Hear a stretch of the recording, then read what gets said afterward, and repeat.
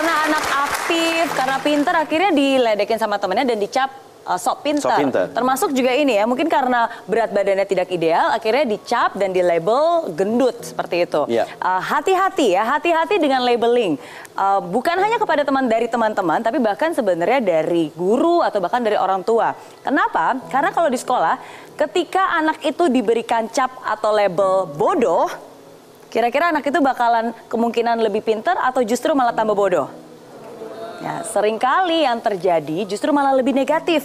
Kenapa? Karena seperti ini. Ketika anak itu di label bodoh, mungkin anak itu memang kurang bisa dalam pelajaran awalnya. Tapi ketika dia diberikan label dan cap terus-menerus, akhirnya anak itu jadi males belajar. Ngapain saya belajar? Saya udah belajar capek-capek, tetap aja dibilang bodoh. Tetap aja diledekin, tetap aja dikatain. Akhirnya jadi nggak belajar, dan akhirnya malah menjadi kenyataan. Karena lingkungannya mencap dia seperti itu. Nah, seringkali itu yang terjadi. Justru karena dikatain, mau usaha, tapi karena belum berhasil, malah depresi, malah makan lebih banyak, dan akhirnya kondisinya malah lebih parah. Oke, nah seperti saya bilang, ini bisa terjadi kalau anak itu tidak memiliki self-confident atau self-esteem.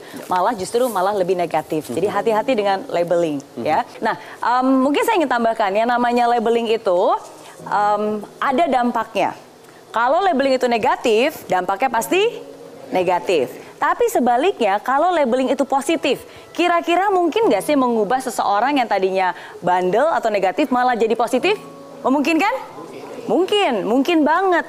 Bahkan ini pernah dilakukan sebuah eksperimen, Mas Irgi. Jadi pernah dilakukan eksperimen ini di negara Inggris. Jadi ada satu sekolah SMA, isinya di sekolah itu ada 8 anak remaja yang sangat nakal. Ada anak yang suka mencuri, suka bolos, suka minum-minuman keras, ya, suka berantem. Jadi isinya ada 8 anak ternakal yang ada di sekolah itu.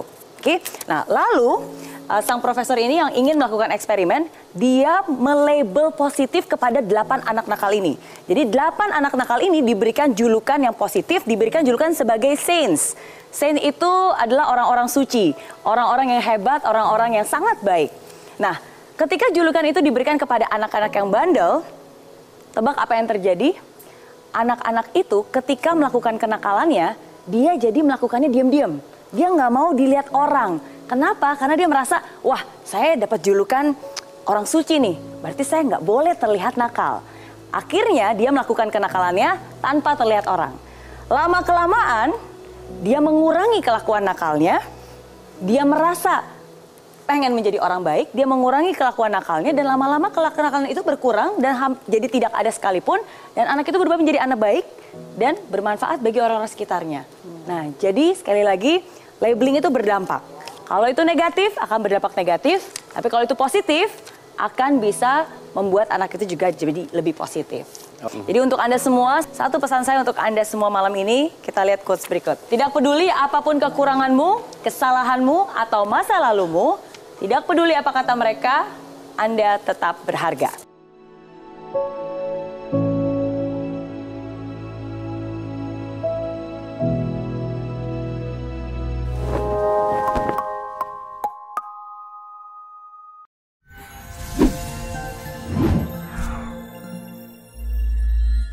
Di aplikasi Mary Riana tersedia lengkap video-video YouTube terbaru saya, artikel yang up to date, quotes inspirasi, koleksi merchandise, workshop dan seminar yang bisa kamu dapatkan free dan download sekarang juga gratis.